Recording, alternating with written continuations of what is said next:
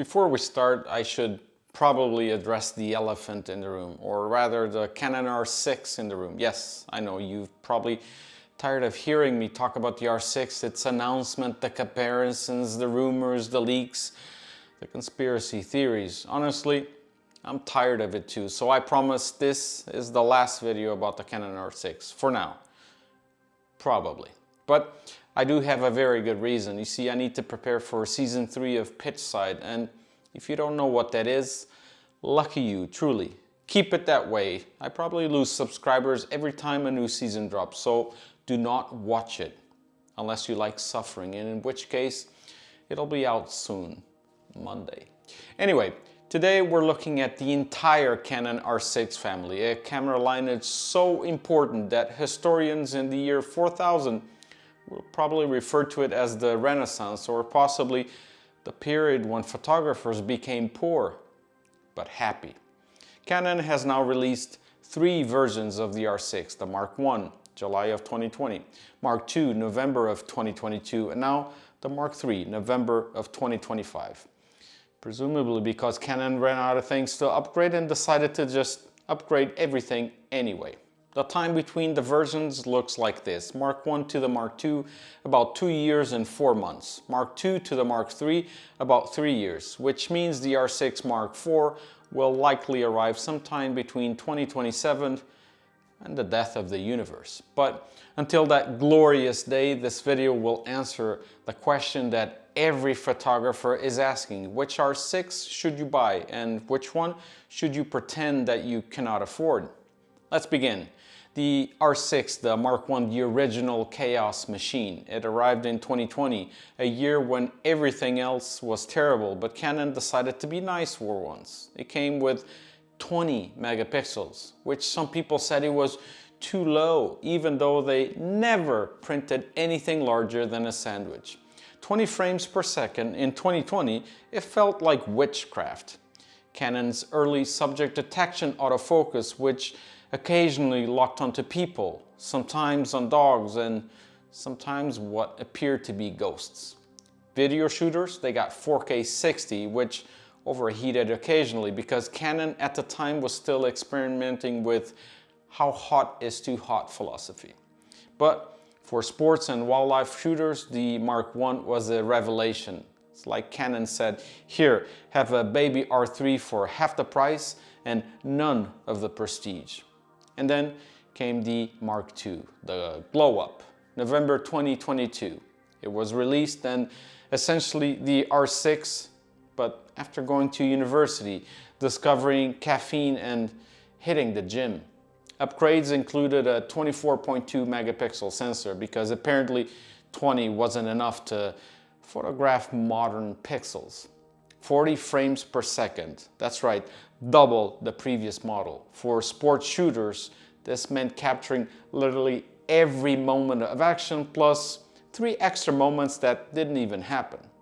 A massively improved autofocus system, now smart enough to track people, animals, vehicles, and probably emotional damage. Better overheating control, meaning video shooters could now film things for more than 11 minutes without melting. A bigger, deeper buffer, though not yet deep enough to hold all the unedited raw files that you will never look at again. Reliability-wise, the R6 Mark II became the workhorse, the go-to, the camera that you could just trust to capture the winning goal, the finishing line, or your uncle falling over at a wedding. The R6 Mark II became Canon's best-selling full-frame camera for a reason.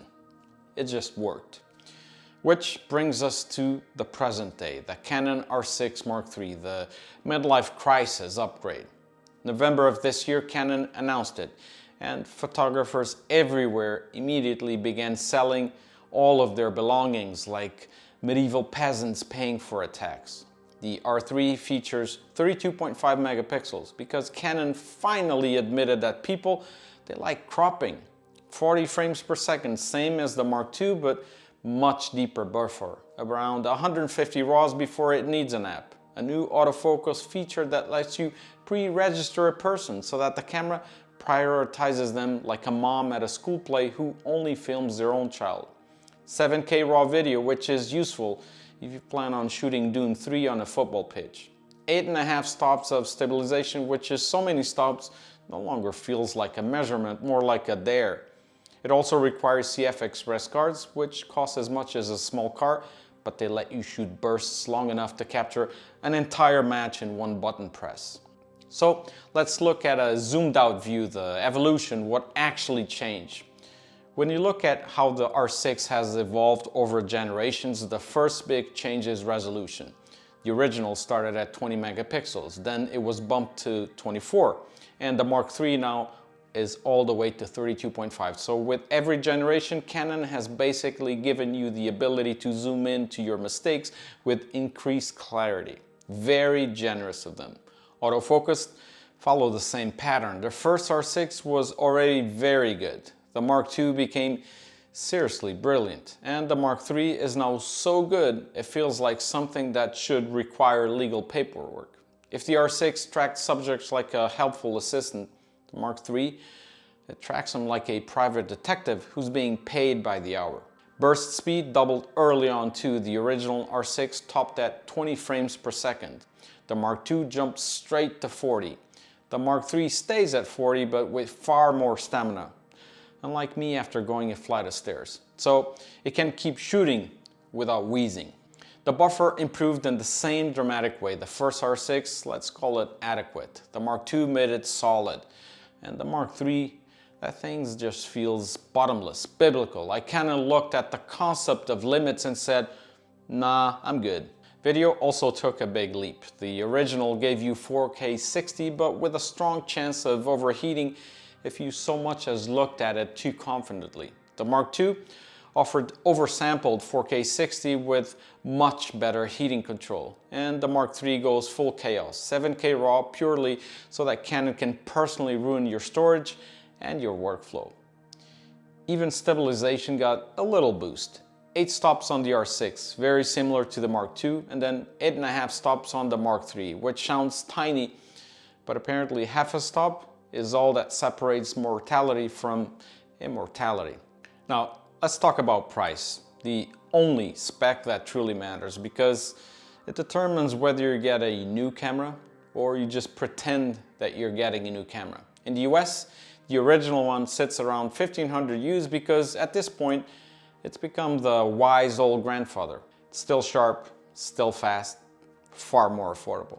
The Mark II, meanwhile, goes for 2100 new or roughly 18 to 1900 US, which means it sits perfectly in the middle like a sensible middle child. And then there's the R6 Mark III launching at 2800. Proudly reminding you that inflation is real and Canon knows that you will pay for it anyway. So the price tiers look like this. The original one, budget hero, the R2, value sweet spot, and the Mark III, premium option for people who like performance and pain. Finally, let's get to the question that everyone always asks. Which R6 should you actually buy? And I'll break it down with the same level of seriousness as a BBC documentary about penguins. If you're a professional sports shooter, the answer is simple. Get the R6 Mark III. You're paying for the deeper buffer, the better autofocus, the extra resolution, and more importantly, the reduced number of regrets and the reduced number of swear words that you will shout into the void when you miss a moment. It is the top choice for people who absolutely need their camera to keep up with them. And if you have deeper pockets, get the R5 Mark II, or even deeper, the R1, top of the line. But if you already own the R6 Mark II, just relax, breathe. Your camera is still excellent. Nothing embarrassing is gonna happen to you. Nobody is pointing at you on the sideline. You're fine. If you're looking to buy your first R6 series camera, the smartest money move right now is a used R6 Mark II. It gets you about 95% of the Mark III's performance for maybe 60 to 70% of the price. And the money that you can actually save can go towards lens, which matter far more than any extra handful of megapixels anyway. And finally, if you are on a tight budget, the R6, the original one, still fantastic. It's fast, reliable, incredibly capable, and it will absolutely get the job done.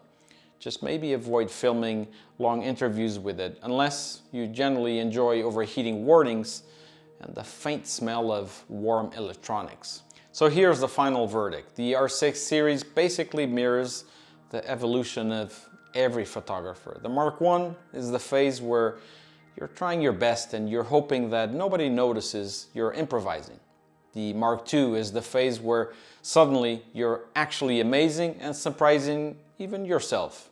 And the Mark III is the phase where you just feel invincible and you start buying accessories you absolutely don't need, but you convince yourself they are essential for serious work. The truth is, all three cameras will take brilliant images. All three are absolutely capable of professional work, and all three are better than whatever you were using before.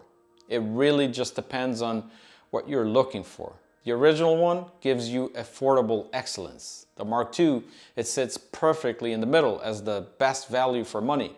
And the Mark III is the premium choice with all the bragging rights attached to it.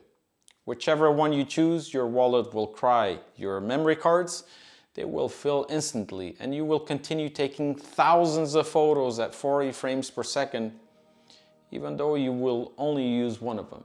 If you enjoyed this comparison, then hit like, subscribe, comment which R6 you use, and tell me whether you're upgrading, pretending that you're upgrading, or pretending you're not upgrading while secretly checking prices every single night. I'll see you on the sidelines.